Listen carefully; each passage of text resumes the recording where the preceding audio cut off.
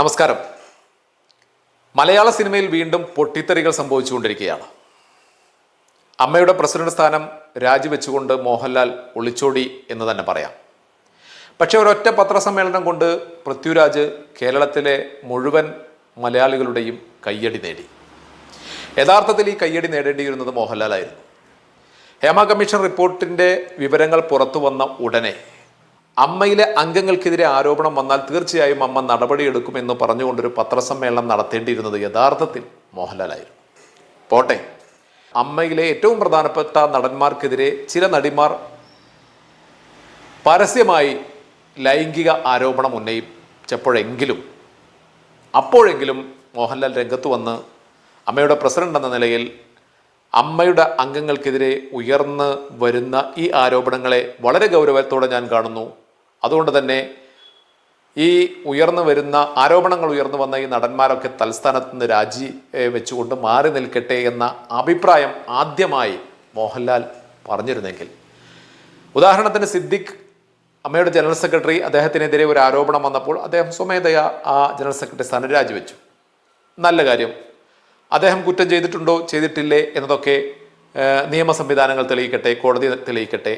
അവസാന വാക്ക് കോടതിയുടേതാണ്. ഒരാൾ കുറ്റവാളിയാണോ അല്ലയോ എന്ന് തെളിയിക്കേണ്ടത് കോടതിയാണ്. അതങ്ങനെ തീരുമാനിക്കട്ടെ. പക്ഷെ അദ്ദേഹം എടുത്ത ഒരു നിലപാട്, അതായത് ആ സ്ഥാനത്ത് നിന്ന് രാജിവെച്ചുകൊണ്ട് അദ്ദേഹം മാറി നിന്നുകൊണ്ട് അന്വേഷണത്തെ നേരിടാം എന്നൊരു നിലപാട് അദ്ദേഹം സ്വീകരിച്ചു. യഥാർത്ഥത്തിൽ ആ നിലപാട് സ്വീകരിക്കാൻ സിദ്ദീഖിനോട് പറയേണ്ടിയിരുന്നത് അമ്മയുടെ പ്രസിഡന്റ് മോഹൻലാലായിരുന്നു. മോഹൻലാൽ എന്തിനാണ് ഭയക്കുന്നത്? മോഹൻലാലിനെതിരെ ആരോപണം ഉയർന്നു വന്നിട്ടില്ല. അങ്ങനെ ഒരു ആരോപണം മോഹൻലാലിനെതിരെ ഉയർന്നു വരുമെന്ന് ആരും പ്രതീക്ഷിക്കുന്നുമില്ല. ഇതുവരെ അങ്ങനെ ഒരു ആരോപണം ഉയർന്നു വന്നിട്ടുമില്ല. പിന്നെ അദ്ദേഹം എന്തിനാണ് ഭയന്നു പോകുന്നത്? അദ്ദേഹം എന്തിനാണ് പ്രസിഡന്റ് സ്ഥാനം രാജിവെച്ചത്?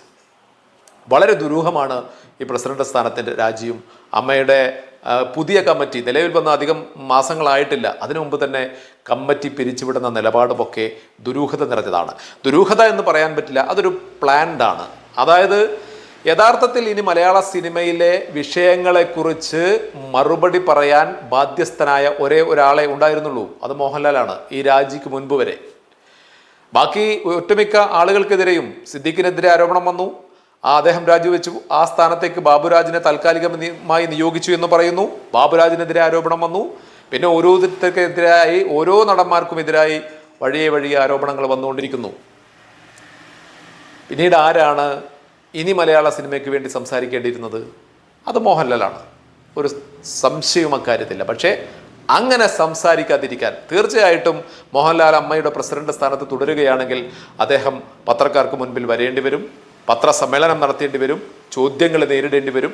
ഇപ്പോഴുണ്ടായിരിക്കുന്ന ഈ ആരോപണങ്ങൾക്കൊക്കെ ഉത്തരവാദി ആരാണ് എന്ന് അദ്ദേഹം പുറത്തു പറയേണ്ടി വരും. അദ്ദേഹത്തിന് ഇവരെ പ്രൊട്ടക്റ്റ് ചെയ്യേണ്ടി വരും, അല്ലെങ്കിൽ പ്രൊട്ടക്റ്റ് ചെയ്യാതിരിക്കേണ്ടി ഏതെങ്കിലും ഒരു നിലപാട് സ്വീകരിക്കേണ്ടി വരും. അങ്ങനെ ഒരു നിലപാട് സ്വീകരിക്കാതിരിക്കാൻ, ഇവരെ തള്ളിപ്പറയാനും കഴിയില്ല, ഇവരെ അംഗീകരിക്കാനും കഴിയില്ല എന്നൊരവസ്ഥ വന്നപ്പോൾ അങ്ങനെ ഒരു നിലപാട് സ്വീകരിക്കാതിരിക്കാൻ, പത്രക്കാരോട് അഭിപ്രായം പറയാതിരിക്കാൻ, ഇനി ആരും അങ്ങോട്ട് ചോദിച്ച് ചെല്ലാതിരിക്കാൻ അദ്ദേഹം കണ്ടെത്തിയ ഒരു മാർഗമാണ് ഈ പ്രസിഡന്റ് സ്ഥാനത്ത് നിന്നുള്ള രാജി എന്ന് ഞാൻ പറയും. അതോടൊപ്പം അമ്മയിലെ എല്ലാ അംഗങ്ങളെയും, കമ്മിറ്റി അംഗങ്ങളെയും അമ്മയുടെ കമ്മിറ്റി തന്നെ പിരിച്ചുവിട്ടു. ഇനി ആരാണ് മലയാള സിനിമയിൽ ഈ വിഷയങ്ങൾക്ക് മറുപടി പറയാൻ ബാധ്യസ്ഥനായ ഒരാൾ പോലുമില്ല. കാരണം അംഗീകരിക്കപ്പെട്ട ഒരു കമ്മിറ്റിയില്ല. ആർക്കും എന്തഭിപ്രായവും സ്വന്തമായിട്ട് പറയാം. അതാണ് അവസ്ഥ. ഇതൊക്കെ നടക്കുമ്പോൾ തന്നെ വളരെ ശ്രദ്ധേയമായ 2-3 അഭിപ്രായങ്ങൾ. ഒന്ന്, അതിലേറ്റവും പ്രധാനപ്പെട്ട ഒന്ന്, ഈ ഉടനെ തന്നെ, അതായത് തൊട്ടടുത്ത ദിവസം ആണെന്ന് തോന്നുന്നു, ജഗദീഷ് എടുത്ത ഒരു നിലപാടാണ്. അമ്മയുടെ വൈസ് പ്രസിഡന്റ് ജഗദീഷിൻ്റെ മാധ്യമങ്ങളോടുള്ള അദ്ദേഹത്തിൻ്റെ തുറന്നു പറച്ചൽ. അമ്മയ്ക്ക് തെറ്റുപറ്റി, അമ്മ തിരുത്തണം, ആരാണെങ്കിലും നടപടിയെടുക്കണമെന്ന് അദ്ദേഹം പറഞ്ഞു. കഴിഞ്ഞ ദിവസം പൃഥ്വിരാജ് നടത്തിയ വാർത്താ സമ്മേളനം, ആ വാർത്താ സമ്മേളനം അവരുടെ എല്ലാം ആത്മാർത്ഥതയെ, അവരുടെ എല്ലാം നിലപാടിനെ മലയാളി ഇരുകൈയും നീട്ടി സ്വീകരിച്ചു. മലയാളികൾ കൈയടിച്ചു. തീർച്ചയായിട്ടും അങ്ങനെ തന്നെയാണ് പറയേണ്ടിയിരുന്നത്. യഥാർത്ഥത്തിൽ ആ കയ്യടി വാങ്ങേണ്ട ആളായിരുന്നു മോഹൻലാൽ. അദ്ദേഹം അത് ചെയ്തില്ല. അദ്ദേഹം വളരെ തന്ത്രപൂർവം ഈ രംഗത്ത് നിന്നും ഒളിച്ചോടിയിരിക്കുന്നു. യഥാർത്ഥത്തിൽ അമ്മ 500-ൽ പരം അംഗങ്ങളുള്ള മലയാള സിനിമ ഇൻഡസ്ട്രിയിലെ ഏറ്റവും വലിയ സംഘടനയായ, കെട്ടുറപ്പുള്ള ഒരു സംഘടനയായ അമ്മ എന്ന് പറയുന്ന സംഘടനയ്ക്ക് നാഥനില്ലാതെയായിരിക്കുന്നു. അങ്ങനെ സംഭവിക്കാനുള്ള കാരണം മോഹൻലാലാണ്. യഥാർത്ഥത്തിൽ അദ്ദേഹം രാജിവെക്കുക അല്ലായിരുന്നു ചെയ്യേണ്ടിയിരുന്നത്. അദ്ദേഹം കോൺഫിഡൻസോടുകൂടി ഈ സംഘടനയെ മുന്നോട്ട് നയിക്കണമായിരുന്നു. അദ്ദേഹം പത്രസമ്മേളനം നടത്തി പറയണമായിരുന്നു, അമ്മയിലെ അംഗങ്ങൾക്കെതിരെ ഉയർന്നു വന്ന ആരോപണങ്ങളെ ഞങ്ങൾ കാണുന്നുണ്ട്, അവർക്കെതിരെ നടപടിയെടുക്കും എന്ന് ആർജവത്തോടെ പറയേണ്ടിയിരുന്നു. അവരെ ഞങ്ങൾ സഹായിക്കില്ല, നിയമപരമായ നടപടി സ്വീകരിക്കട്ടെ, ആ സ്വീകരിക്കുന്നതിനനുസരിച്ച് അവർക്കെതിരെ അമ്മ നടപടിയെടുക്കും എന്ന് പറയേണ്ടിയിരുന്ന മോഹൻലാലാണ് രാജിവെച്ചുകൂടിപ്പോയത്. ഒരു വ്യക്തി അല്ലെങ്കിൽ ഒരു സംഘടനയുടെ ഉന്നത സ്ഥാനത്തിരിക്കുന്ന വ്യക്തികൾ അവരെപ്പോഴും അവരൊരു ആർജവം കാണിക്കണം. ചില കാര്യങ്ങളിൽ സ്ട്രോങ് ആയിട്ടുള്ളൊരു നിലപാടെടുക്കാനുള്ള ആ ആർജവം കാണിക്കാതെ മോഹൻലാൽ ഒളിച്ചോടിയിരിക്കുന്നു. അമ്മ എന്ന സംഘടനയ്ക്ക് നാഥനില്ലാതെയായിരിക്കുന്നു.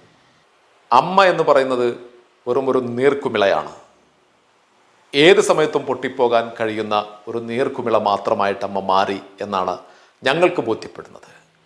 ഒരു സംഘടന നയിക്കാൻ ഒരു പ്രതിസന്ധി വരുമ്പോൾ ആ സംഘടനയെ ഒരുമിച്ച് നിർത്തി അതിൻ്റെ പ്രശ്നങ്ങൾ പരിഹരിച്ചുകൊണ്ട് മുന്നോട്ട് പോകാൻ കഴിവുള്ള കപ്പാസിറ്റിയുള്ള ഒരാൾ പോലും നിലവിൽ അമ്മ സംഘടനയുടെ ഭാരവാഹിത്വത്തിൽ ഉണ്ടായിരുന്നില്ല എന്നാണ് മലയാളി മനസ്സിലാക്കുന്നത്.